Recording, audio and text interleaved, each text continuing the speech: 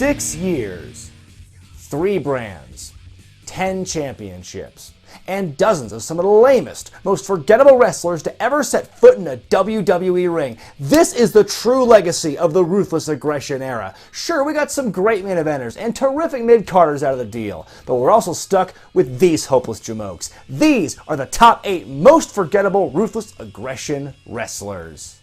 Number 8. Most Diva Search contestants.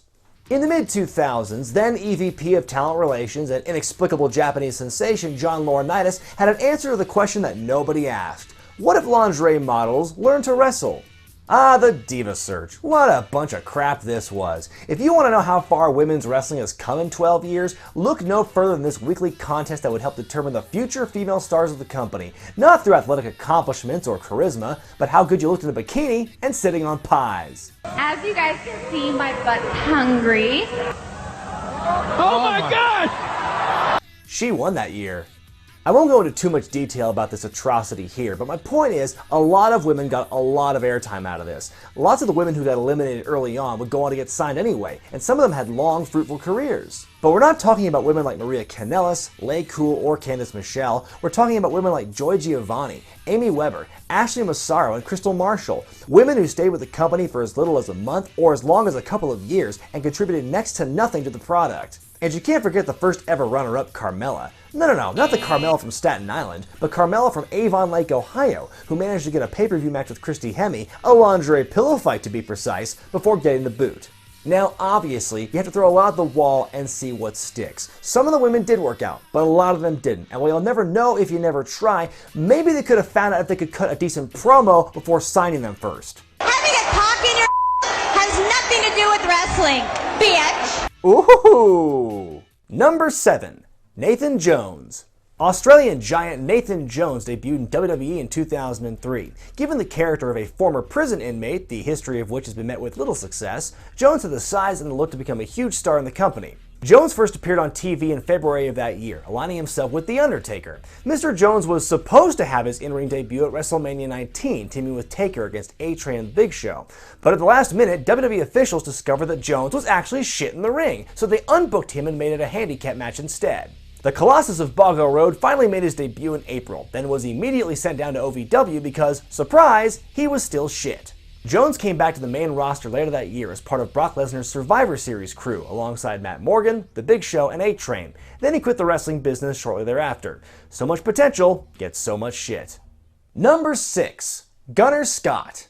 I remember a time when the internet couldn't shut up about Brent Albright. I mean, the guy was the spitting image of Chris Benoit in the ring, and he was OVW's first ever Triple Crown champion, so it was only a matter of time before he got a break on the main roster. Debuting in April of 2006 as Gunnar Scott, the most generic indie-licious name of all time, he got an early push beating Booker T in surprising fashion. He was even briefly mentored by the aforementioned Benoit, but within a couple of months, for almost no reason, he was sent back down to OVW and finally released in October. Albright would go on to do much bigger things in Ring of Honor and would also become the NWA World Champion for a spell, but it's unfortunate he never got a second chance in WWE.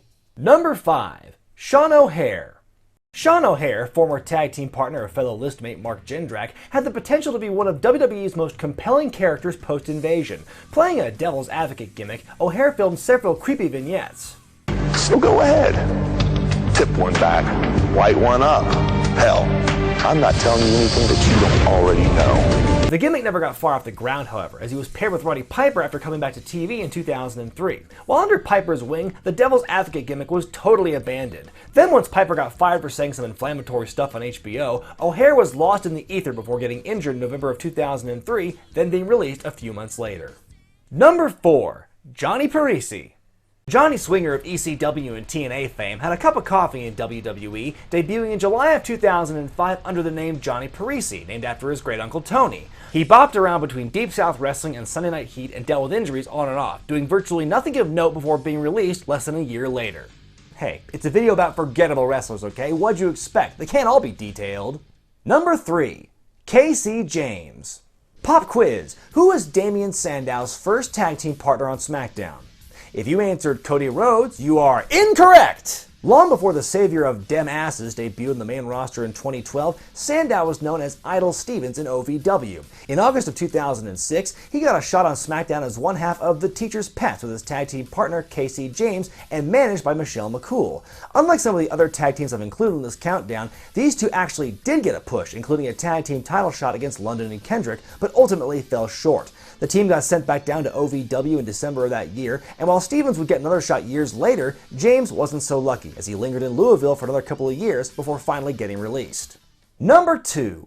Vancin.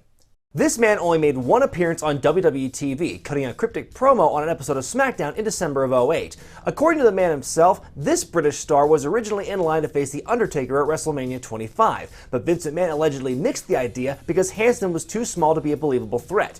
If you missed this promo, then you missed Vancin's entire WWE run.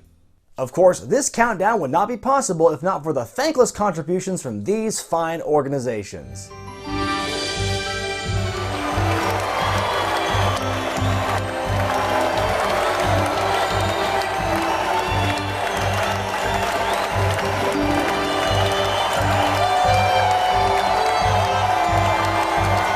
And last but not least, a big thank you to John Laurinaitis for his more or less terrible eye for talent. And the number 1 most forgettable Ruthless Aggression-era wrestler is Bam Neely. Bam Neely debuted in April of 2008 as the bodyguard to Chavo Guerrero. He would eventually become the muscle of the stable La Familia. Aside from guarding bodies, Bam occasionally took part in tag team matches where, more often than not, he was the guy who took the fall. I never want to blame a wrestler in a situation like this because a wrestler is often only as good as the material he's given, but Bam Neely was absolutely useless as a bodyguard and overall as a character. It could have been literally anyone else. Think of all the other people who started out in the company as bodyguards for other wrestlers. Sid, Kevin Nash, Batista. Those guys did great for themselves after going out on their own. Now, Ezekiel Jackson is kind of in the same ballpark as Bam Neely, but at least he was the final ECW champion. A wrestler whose only memorable quality was that he had a name that was one letter away from that of a hockey legend, Neely was given a lot of airtime that was disproportionate to his contributions in WWE, was so boring that he dragged down the rest of La Familia and was released in January of 2009. And that's why I consider Bam Neely the most forgettable Ruthless Aggression wrestler.